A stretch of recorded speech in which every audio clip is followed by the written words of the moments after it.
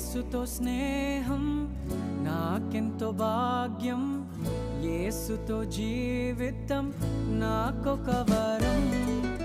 యేసుతో స్నేహం నాకెంతో భాగ్యం, యేసుతో జీవితం నాకొక వరం. యేసే